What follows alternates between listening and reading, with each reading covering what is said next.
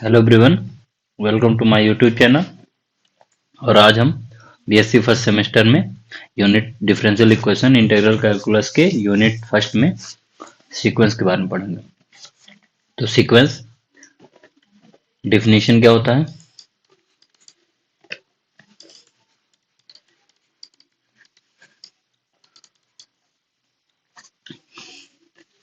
A function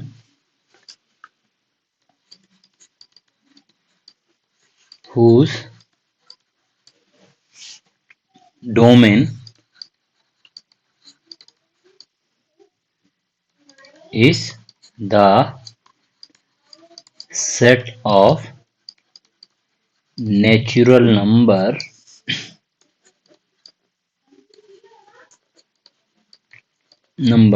n and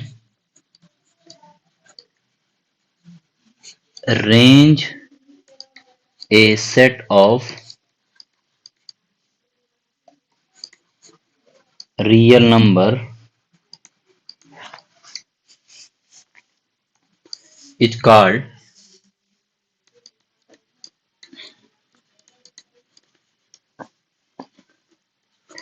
real sequence. ठीक है, मतलब कोई फंक्शन है उसका जो डोमेन हो वो नेचुरल नंबर में हो और जो रेंज हो वो क्या हो, रियल नंबर से हो। उसका सेट का जो रियल नंबर का जो सेट हो वो रेंज हो। ठीक है, तो यहाँ पे क्या है कि अगर हम सिंबॉलिकली इसको लिखें तो 10 a real sequence is denoted symbolically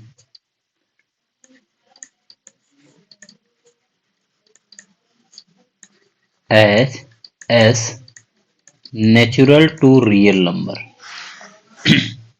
means कि s हमारा क्या है, सीक्वेंस है जो एक फंक्शन है। ठीक है, और n हमारा क्या है यहाँ पर, नेचुरल नंबर, और r रियल नंबर। तो जो इसकी इमेज होगी, मीन्स कि अगर हमें पहला सीक्वेंस होगा वो हमें नेचुरल नंबर पे लेना। और सबसे बड़ी बात ये है कि जो सीक्वेंस है वो इसके डोमेन मीन्स कि हर नेचुरल नंबर पे डिफाइन होना चाहिए। मीन्स कि जो फंक्शन है, जो फंक्शन दिया जाएगा, मीन्स कि जो फंक्शन होगा वो हर नेचुरल नंबर पर डिफाइन होना चाहिए। अगर किसी नंबर पर डिफाइन नहीं हो पाता तो वो सीक्वेंस नहीं होगा। तो ये बात आप नोट कर लीजिए कि अगर नेचुरल नंबर पे डिफाइन नहीं है वो टर्म, तो इसका मतलब है वो जो है सीक्वेंस नहीं होगा। तो जैसे कि इसमें S1 मीन्स कि पहला टर्म, अगर हम n नेचुरल नंबर से लें पहला टर्म, ठीक है, तो वो क्या होगा, फर्स्ट टर्म, जिसे बोलेंगे फर्स्ट टर्म। ठीक है, फर्स्ट टर्म, इसे फर्स्ट टर्म। ठीक है, जैसे ये क्या है कि आ, हाँ ये फर्स्ट टर्म। सेकेंड, इसे सेकेंड टर्म बोलेंगे। ऐसे Sn को nth टर्म, nth टर्म, और ऐसे हमारा इनफाइनाइट टर्म तक चला जाएगा। ठीक है, ये हमारा हो गया। मीन्स कि जो डोमेन है, मतलब जो नंबर लेने हैं हमें, ठीक है, जैसे कि जो सीक्वेंस है वो एस एन दिया हुआ है, तो इस एन को ये हमें कहाँ से उठाने हैं, नेचुरल नंबर से। और ये जो सारे टर्म आएंगे, जो S1 S2 आएंगे, वो क्या होंगे, सबसेट ऑफ आर। मीन्स कि जो होंगे सबसेट ऑफ आर, जो रेंज होंगे वो हमारा क्या होगा, सबसेट ऑफ आर, मतलब रियल नंबर्स के सबसेट्स होंगे। ठीक है, तो ये हमारा है सीक्वेंस। ठीक है, तो इसको किसी किसी बुक में क्या करते हैं, it is denoted by ASN, या इस टाइप से।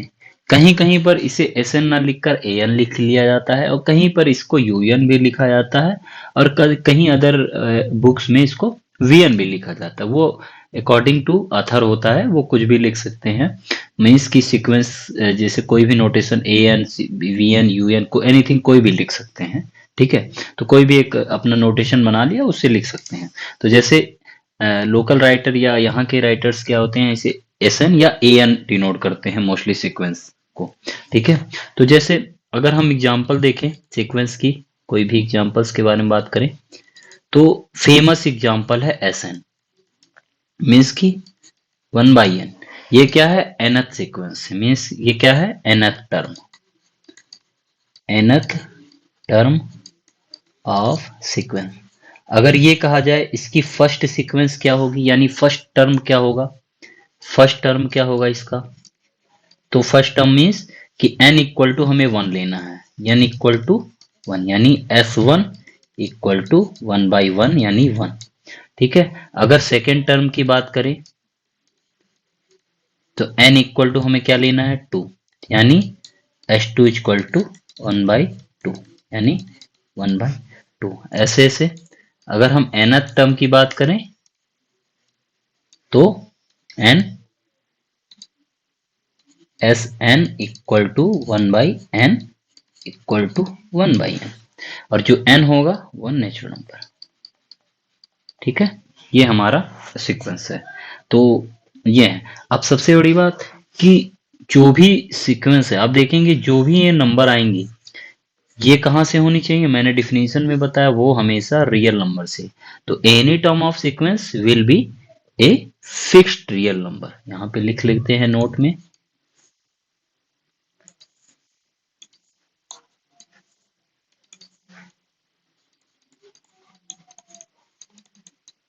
नोट में लिख लेते हैं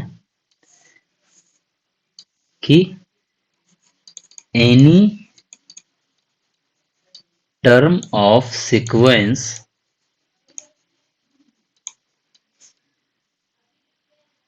will be a fixed real number. ठीक है, ठीक है। अब हम ऐसे एग्जाम्पल की बात करेंगे जो सीक्वेंस नहीं है, जैसे कैसे एग्जाम्पल,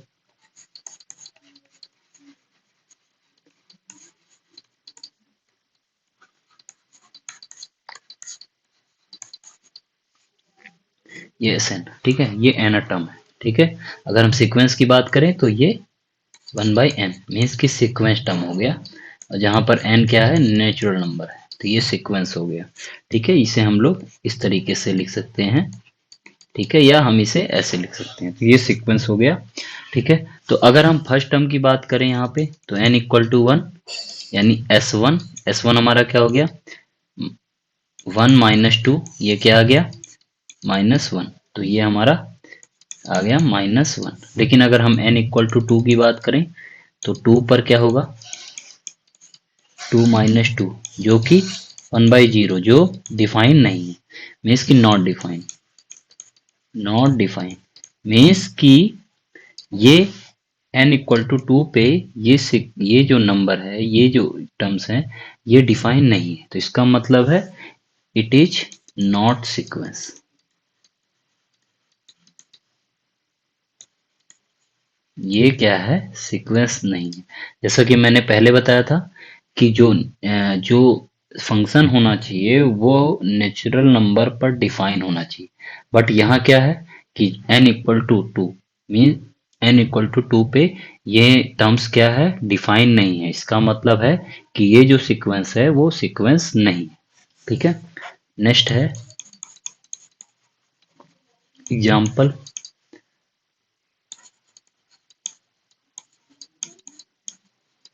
1/n²1। अगर इसकी बात करें तो आप इसका पहला टर्म ही देख लें, अगर n इक्वल टू 1 रखें मीन्स की फर्स्ट टर्म s1 जो कि डिफाइन नहीं है, तो यानी नॉट डिफाइन, तो ये भी क्या होगा, सीक्वेंस नहीं होगा, इट इज नॉट सीक्वेंस। क्या होगा, ये सीक्वेंस नहीं होगा। ठीक है, तो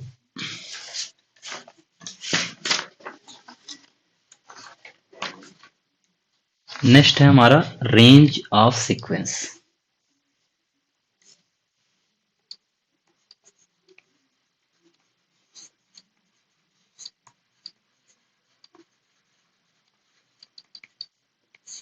range of sequence.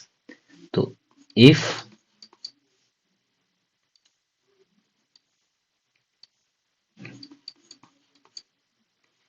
Sn is the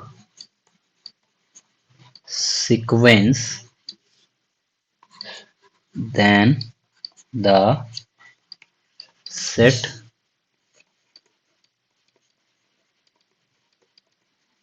containing all the term of sequence is known as range of sequence. ठीक है, मीन्स की जो Sn है वो अगर सीक्वेंस है तो उसका जो आर टर्म होगा, जो आर टर्म होगा वो क्या होगा, वो रेंज ऑफ सीक्वेंस होगा। वो भी डिफरेंट, ऐसा नहीं कि वन थर्ड टर्म भी वन है, फोर्थ टर्म भी वन है, फिफ्थ टर्म भी वन है और उसको हम रेंज में डाल दे रहे हैं। मीन्स की वेल डिफाइंड सेट जो होता है वही है। और इन सब चीजों को जानने से पहले अब एक बार सेट थ्योरी आप अच्छे से देख लेंगे तो इससे क्या होगा कि सीक्वेंस में मोस्टली कुछ चीजें सेट से ली गई हैं, जैसे सेट कंटेनिंग ऑल टर्म्स। ठीक है, तो वेल डिफाइंड सेट। तो यहाँ पे क्या है कि मैं एग्जांपल के माध्यम से बताना चाह रहा हूँ। ठीक है, जैसे कोई सीक्वेंस दिया गया है,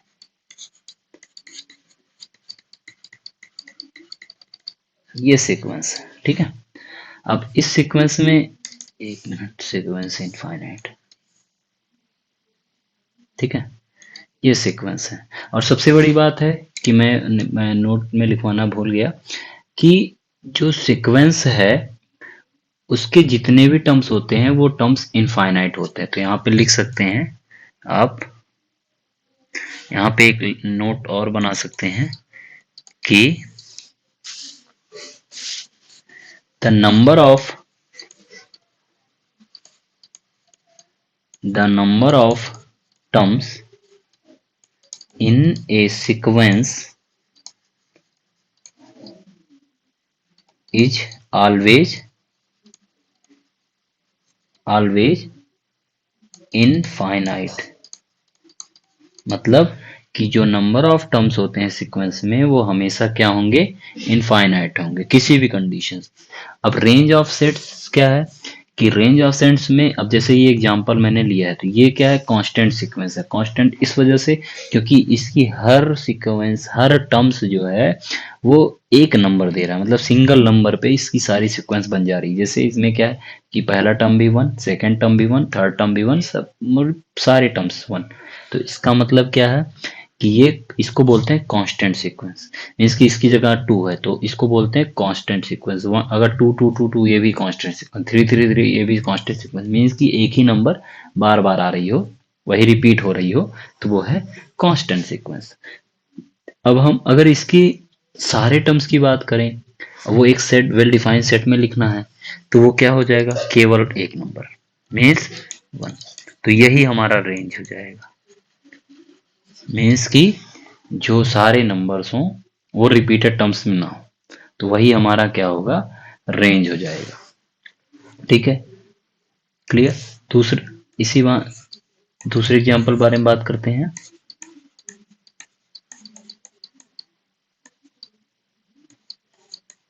ठीक है, तो इसमें क्या है, टर्म्स क्या आ रहे हैं, minus one one, minus one one, इस तरीके से सारे टर्म्स। तो इसमें भी अगर आप ध्यान देंगे तो इसमें दो ही सीक्वेंस आपकी आ रही है, minus one one, minus one one, minus one one. तो इसमें भी रेंज सेट की अगर हम बात करें तो रेंज में कितने एलिमेंट आएंगे, दो। तो माइनस वन एंड वन, तो ये हमारा रेंज सेट हो गया। ठीक है, अगर हम नेचुरल नंबर की बात करें, मीन्स तीसरा जो एग्जाम्पल है, तो अगर हम इसकी बात करें तो इसमें जितने भी नंबर टर्म्स होंगे वो क्या होंगे, one two three four five six, इस तरीके से। ठीक है, तो ये हमारा क्या है, सीक्वेंस है। अगर रेंज सेट की बात करें तो आप देखेंगे इसमें सारे टर्म्स हैं, सारे टर्म्स हैं वो भी डिफरेंट हैं। तो इसका मतलब जो रेंज सेट हो जाएगा वो सारा का सारा सीक्वेंस हो जाएगा। मीन्स कि 1 2 3 4 5 6, और इसको हम लोग क्या टोटल ये नेचुरल नंबर आएगा, ठीक है, ये भी टोटल नेचुरल नंबर आ जाएगा, तो रेंज सेट जो है उसके सेट्स के बराबर हो जाएगा। तो नोट में लिख लीजिए, या नोट्स अगर आप लेना चाहते हैं तो इसमें लिखिए कि range of the sequence is non empty set. जो रेंज होता है सीक्वेंस का, जो रेंज सेट होता है वो हमेशा क्या होगा, नॉन एम्प्टी होगा। ठीक है, तो ये दो चीजें हैं आपका सीक्वेंस में जानना जरूरी है कि रेंज ऑफ सीक्वेंस क्या होता है और सीक्वेंस क्या होता है। नेक्स्ट है bounded sequence.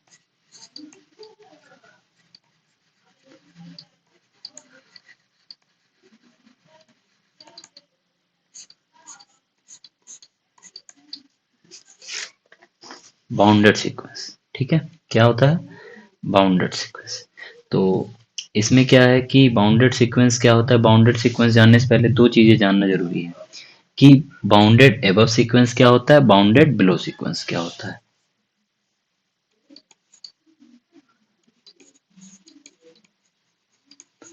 Bounded above sequences, ठीक है। तो इस sequence Sn is said to be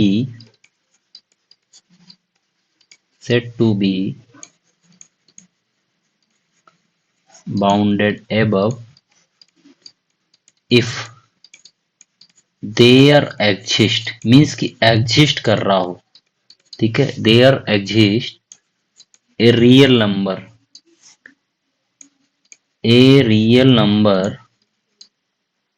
k, ठीक है, कैपिटल के, सच दैट,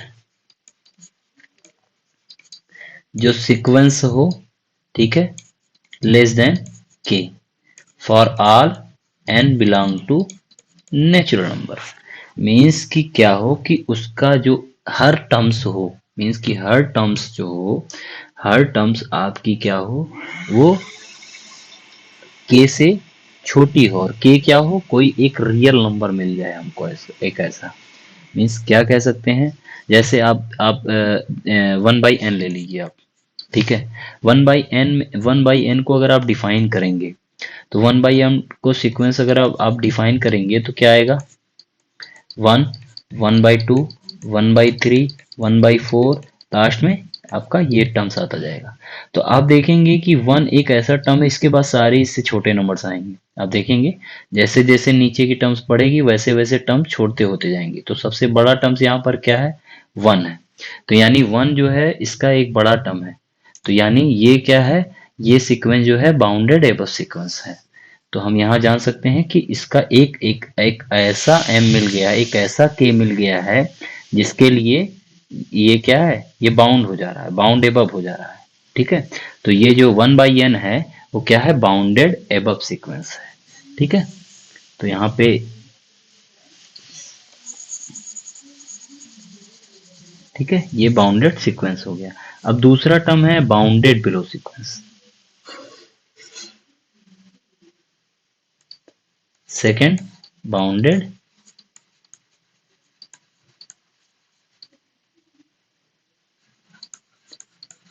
बिलो सीक्वेंसेज। ठीक है, इस sequence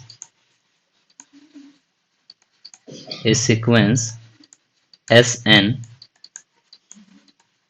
is said to be bounded below if there exist a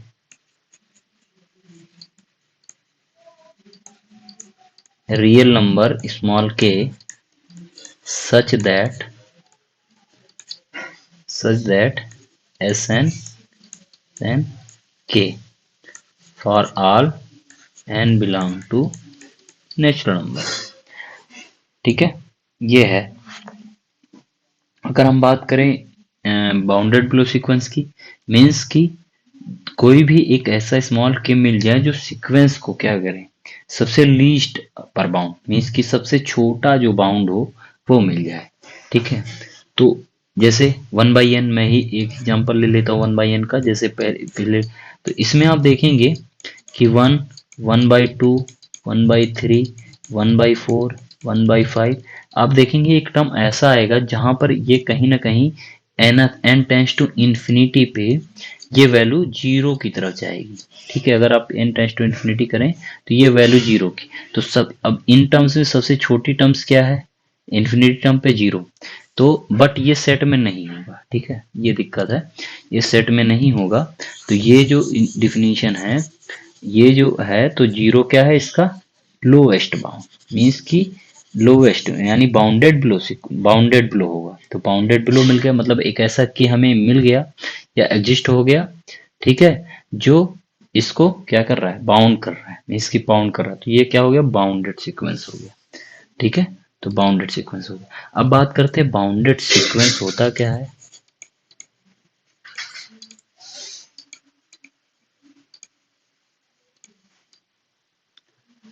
bounded sequences, a sequence it said to be bounded when it is bounded above and bounded below। कौन कौन से, capital K and small K are respectively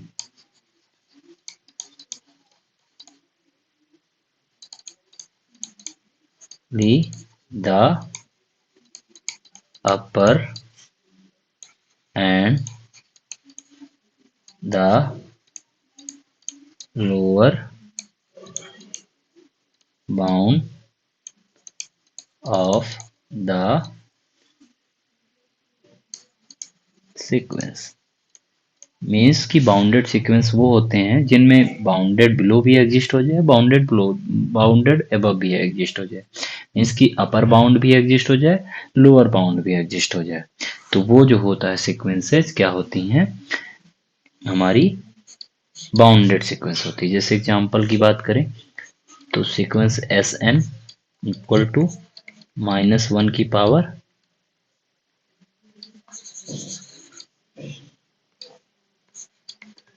-1 की power n।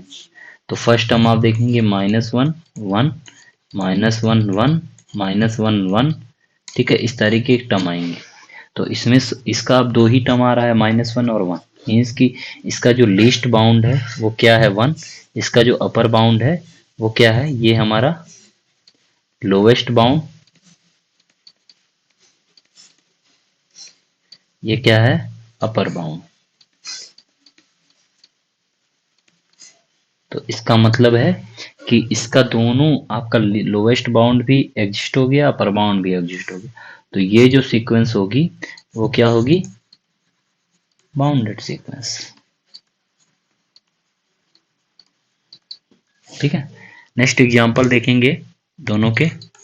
अगर आपसे कहा जाए कि unbounded sequence क्या होती है, तो अनबाउंडेड सीक्वेंस वह सीक्वेंस जो बाउंड ना हो, मीन्स कि कोई भी के ऐसा एग्जिस्ट ना करे जिसके लिए सीक्वेंस हमारी बाउंड ना हो। ठीक है, तो पहला एग्जांपल, क्या ये सीक्वेंस बाउंडेड होगा या नहीं, नहीं। क्यों, क्योंकि कोई भी एक ऐसा m और के, स्मॉल के और कैपिटल के ऐसा नहीं मिलेगा जो इसको बाउंड कर दे।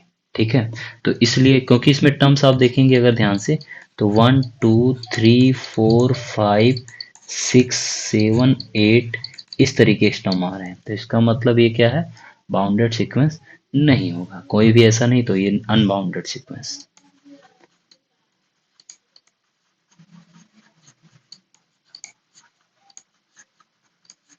नेक्स्ट,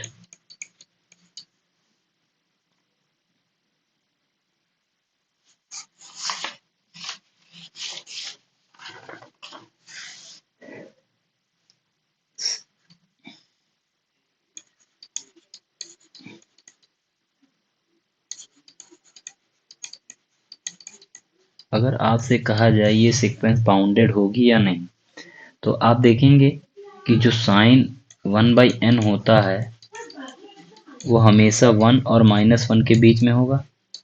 तो जो भी टर्म्स, जो भी सीक्वेंस आप n की कोई भी वैल्यू लेंगे, वो हर डोमेन्स के लिए क्या होती है, इसकी जो वैल्यूज होती है वो हमेशा बाउंडेड होती है। तो ये क्या होगा, इसका एक अपर वैल्यू भी एग्जिस्ट करेगी, मीन्स कि अपर बाउंड भी एग्जिस्ट करेगा और लोअर बाउंड भी एग्जिस्ट करेगा। तो इसका मतलब है ये जो सीक्वेंस होगी वो बाउंडेड सीक्वेंस होगी।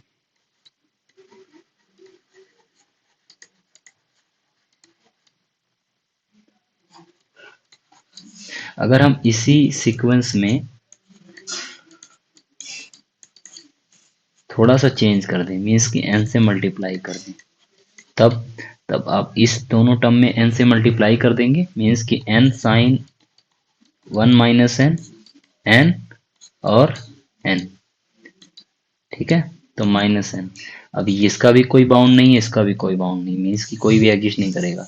तो इसका मतलब ये सीक्वेंस क्या होंगी, अनबाउंडेड सीक्वेंस, ठीक है। ये है।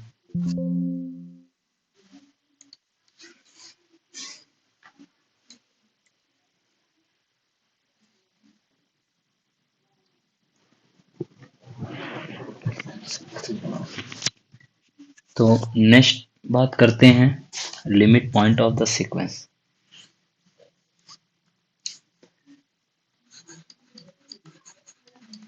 Limit points of a sequence.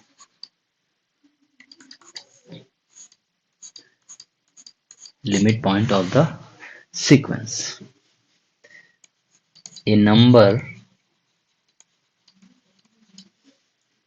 L, कोई L है, नंबर है, is said to be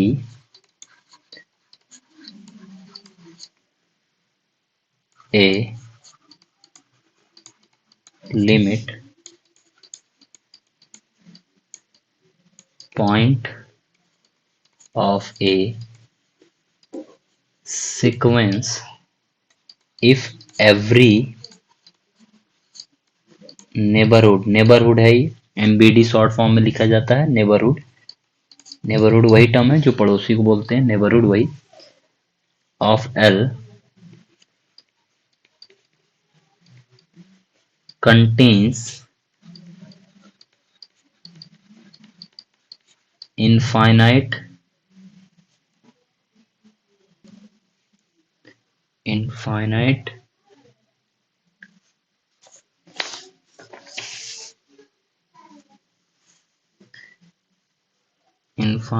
number of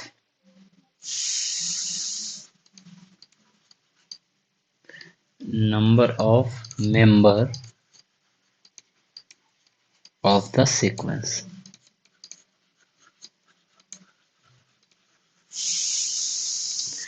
other words में कह सकते हैं कि दस L is a limit point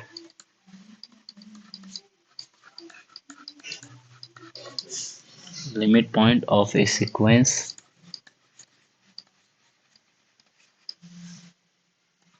if given any positive number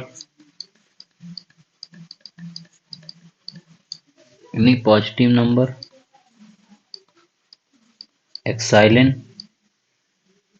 however small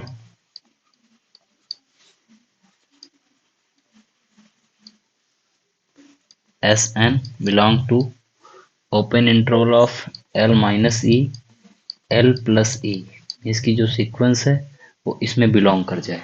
ठीक है, for an any infinite number of values, number of values of N.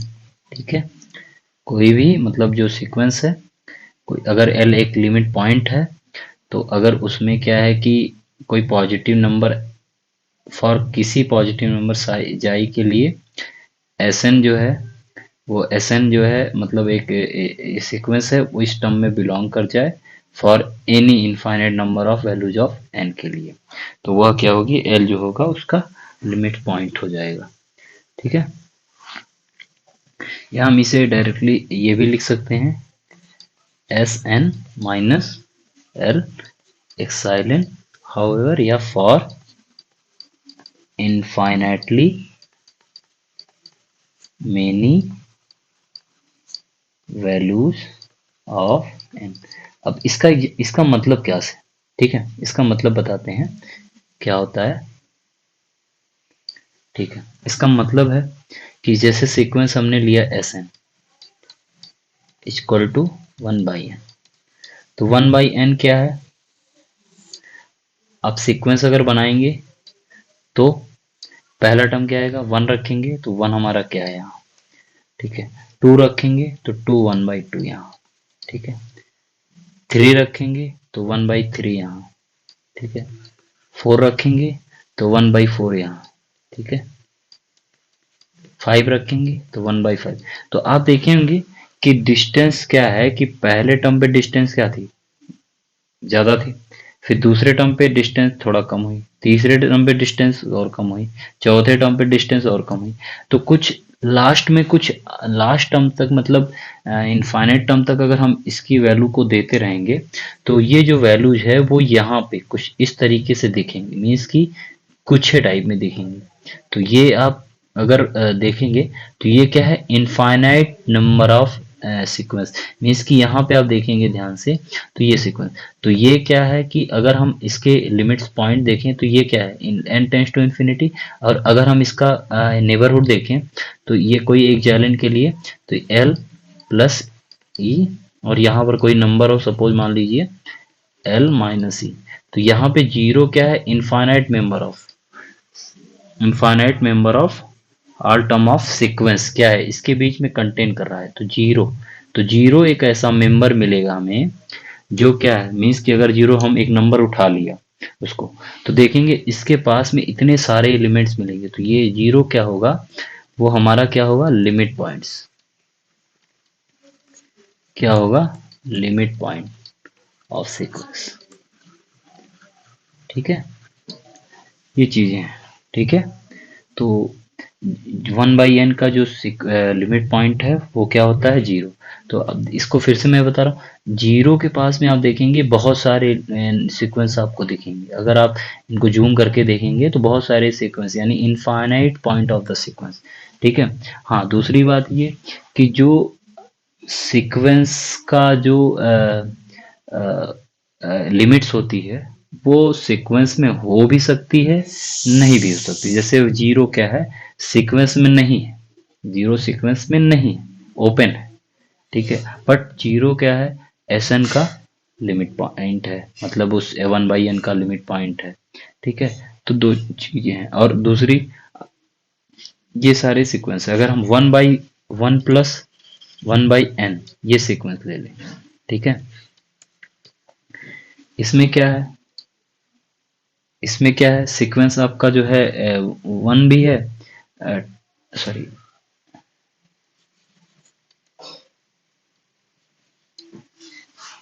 इसको एक मिनट, एक पहले इजी सा करा देते हैं। ठीक है, ठीक है, दूसरी बात कि सीक्वेंस अगर आपसे कहा जाए कि find the limit point of Sn where S n equal to 1 means की जो एस एन है 1 फॉर ऑल नेचुरल नंबर। ठीक है, तो ये कांस्टेंट सीक्वेंस है। अब कांस्टेंट सीक्वेंस की लिमिट पॉइंट्स क्या होगी? कांस्टेंट पॉइंट की जो सीक्वेंस होगी वो 1 1 1। तो इसके पास क्या है? केवल एक लिमिट पॉइंट है, वो कौन सी होगी? 1। ठीक है, क्योंकि बार बार रिपीटेड हो रही है। किसी सीक्वेंस में अगर लिमिट पॉइंट निकालना है तो उस सीक्वेंस का वही रिपीटेड जो बार बार रिपीट हो रही वो उसका लिमिट पॉइंट हो सकता है। ठीक है, मतलब इस सीक्वेंस का जो है लिमिट पॉइंट 1 बार बार रिपीट हो रहा है, तो यानी इसकी जो लिमिट पॉइंट होगी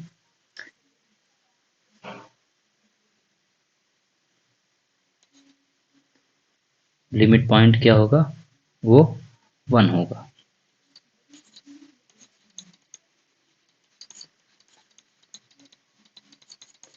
वन होगा। लेकिन दो चीजें हैं, एक कभी कभी क्वेश्चंस में पूछ लिया जाता है कि सीक्वेंस का लिमिट पॉइंट और रेंज सेट का लिमिट पॉइंट, तो दोनों में फर्क है। ठीक है, अगर सीक्वेंस का लिमिट पॉइंट पूछा जाएगा तो आप दो तरीके से बता सकते हैं। एक तरीका आपके पास ये है और एक तरीका रिपीटेड वाला है, मीन्स कि जो सीक्वेंस है बार बार रिपीट हो रही है तो वो उसकी लिमिट पॉइंट हो जाती है। ठीक है, और दूसरा रेंज सेट। अब रेंज सेट में क्या है, इसके 1/n उसका लिमिट क्या हो गया? वो रेंज सेट में भी है पूरा का पूरा, मैंने बताया रेंज सेट में 1/n पूरा आ जाता है, और सीक्वेंस में भी वही सेम जो पूरा सीक्वेंस जो है रेंज सेट बन जाता है। ठीक है, तो तो रेंज सेट का जो लिमिट पॉइंट होता है वो सीक्वेंस का लिमिट पॉइंट हो सकता है, बट सीक्वेंस का लिमिट पॉइंट रेंज सेट का नहीं हो सकता है। तो दो चीजें हैं कि सेम। अब अगर हम इसका लिमिट पॉइंट निकालें तो 0, जो कि रेंज सेट में भी है, रेंज सेट में है, तो वो सीक्वेंस का लिमिट पॉइंट बन जाएगा। बट अगर हम इस सीक्वेंस की बात करें एस एन की, तो इसका लिमिट पॉइंट 1 है। अगर रेंज सेट की बात करें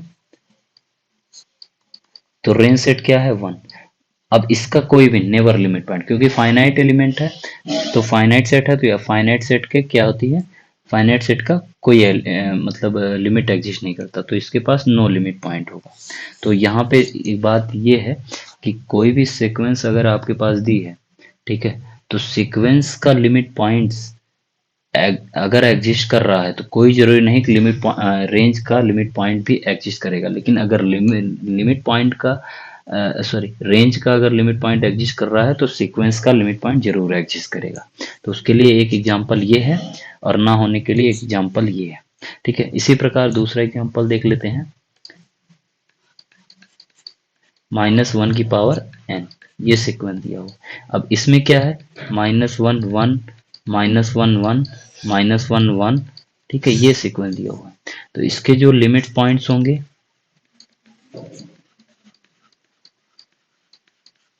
वो क्या होंगे? -1 1। ठीक है, -1 1, और यही जो है इसका रेंज सेट होगा। अब रेंज सेट का जो लिमिट पॉइंट होगा वो एग्जिस्ट नहीं करेगा, क्योंकि फाइनाइट सेट है तो never not exist, has no limit point. मतलब रेंज सेट के पास कोई भी लिमिट पॉइंट नहीं होगा। तो रेंज सेट के पास has no limit point.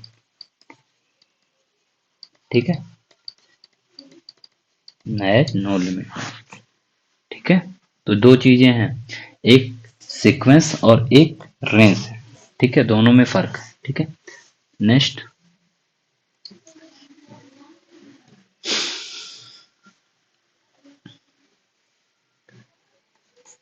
Find the all limit point of the sequence Sn equal to -1 की पावर n 1 प्लस 1/n। ठीक है, ये सीक्वेंस है। ठीक है, फॉर ऑल नेचुरल नंबर 1 के लिए डी डिफाइन है, इसका मतलब सीक्वेंस है। तो इसके पास क्या है कि आप देखेंगे ध्यान से, इसके पास आप ध्यान से देखेंगे तो इसके पास दो ही लिमिट पॉइंट्स हैं, ठीक है। एक -1 है, एक 1 है। यही इसके सीक्वेंस के पास भी लिमिट पॉइंट होगा, ठीक है।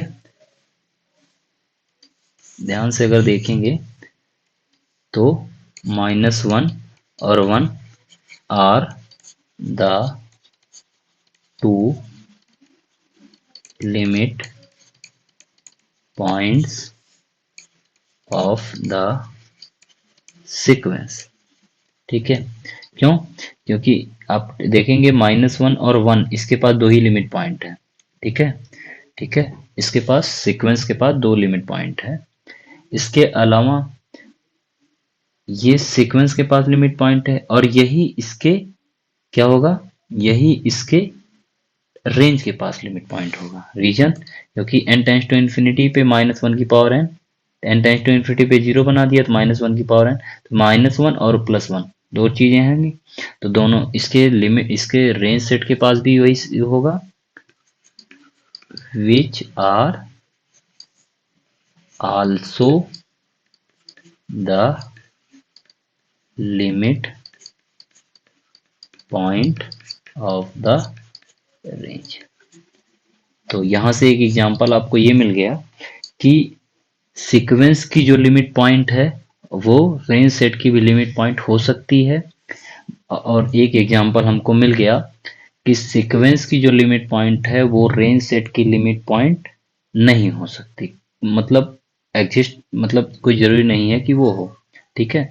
-1 और 1 क्या है, इस सीक्वेंस की लिमिट पॉइंट है, बट उसके रेंज सेट के पास कोई भी लिमिट पॉइंट नहीं है। एक एग्जांपल ये मिल गया। एक एग्जांपल हमको ये मिल गया कि रेंज सेट जो हमारा सीक्वेंस का लिमिट पॉइंट है वही इसका लिमिट पॉइंट है, ठीक है। ये तो एग्जांपल बड़े इंपॉर्टेंट है, 1/n और ये वाले एग्जांपल तो एग्जाम में पूछे जाते हैं। और ये सीक्वेंस भी हम पता है बाउंडेड सीक्वेंस है। अगर रेंज उसका बाउंड हो गया, अगर उसका रेंज सेट बाउंड हो गया तो सीक्वेंस जो होगा वो बाउंडेड होगा। तो ये बात याद रखिएगा हमेशा कि अगर रेंज सेट जो है बाउंडेड होगा तो वो उसका जो है रेंज बाउंडेड हो गया तो वो सीक्वेंस बाउंडेड सीक्वेंस होगी। तो इस क्वेश्चन में क्या है, रेंज बाउंडेड है इस सीक्वेंस में, बट इस क्वेश्चन में क्या है कि अगर हम इसकी बात करें वो n की, तो इसमें रेंज भी बाउंड नहीं है। इसका मतलब है रेंज सीक्वेंस जो है रेंज सेट बाउंड नहीं है, तो यानी सीक्वेंस बाउंडेड नहीं होगा। तो ये कुछ एग्जांपल्स हो गए, सीक्वेंस की डिफिनीशंस हो गई, बाउंडेड सीक्वेंस हो गया, लिमिट पॉइंट ऑफ सीक्वेंस हो गया, बाकी सारी चीजें होंगी। नेक्स्ट लेक्चर में हम बताएंगे theorem, limit points of theorem, ठीक है। लिमिट पॉइंट ऑफ सीक्वेंस पे जो भी थ्योरम आती हैं एग्जाम में वो बताएंगे। अब इसमें क्या है कि बेसिक क्वेश्चंस आ सकते हैं एक एक नंबर के। वो क्वेश्चंस क्या क्या हो सकते हैं मैं ये भी बता देता हूँ आपको। पूछ सकता है कि वो डिफिनीशन क्या होगी सीक्वेंस की, उसको आप क्लैरिफाई करिए, तो आप ये डिफिनीशन बता सकते हैं। दूसरा, एक छोटे छोटे एग्जाम्पल दे सकता है, क्या ये सीक्वेंस है, क्या ये सीक्वेंस नहीं है, अगर है तो क्यों है, अगर नहीं है तो ये इस टाइप के क्वेश्चन बना सकता है एग्जाम में। रेंज ऑफ सीक्वेंस क्या होता है इसका एक छोटा क्वेश्चन पूछ सकता है, short answer short type questions में, ठीक है। उसके बाद अब बाउंडेड सीक्वेंस की डिफिनीशन पूछ सकता है, ठीक है। और कुछ क्वेश्चन दे सकता है, पूछ सकता है कि ये बाउंडेड सीक्वेंस होगा या नहीं होगा, तो वो आपको बताना पड़ेगा, उसका लॉजिक बताना पड़ेगा कि क्यों क्यों बाउंडेड है क्यों नहीं है। तो छोटे छोटे क्वेश्चन ये डिफिनीशन से आ सकते हैं। अब जैसे यहाँ पे डिफिनीशंस है, क्या limit point of A sequence, तो यहाँ डिफिनीशन पूछ सकता है आपसे एग्जाम में दो नंबर के, या जितना जो भी टॉपिक जैसे भी हो शॉर्ट टाइप क्वेश्चंस में आपको पूछ सकता है, ठीक है। नेक्स्ट है थ्योरम्स, जो कि मीडियम टाइप क्वेश्चंस में आते हैं, ठीक है। तो वो मैं नेक्स्ट लेक्चर में बताऊंगा। तो इतना आप देखते रहिए, और क्वेश्चन जो है मैं इसका एक अलग सा जब पूरा यूनिट खत्म हो जाएगा तो उसका एक नया वीडियो बना दूंगा क्वेश्चंस के लिए, तो क्वेश्चन आपके पास मिलते रहें, ठीक है। बाकी सिलेबस का एक वीडियो मैंने अलग से बनाया है, वो जाके आप देख सकते हैं, ठीक है। Thank you.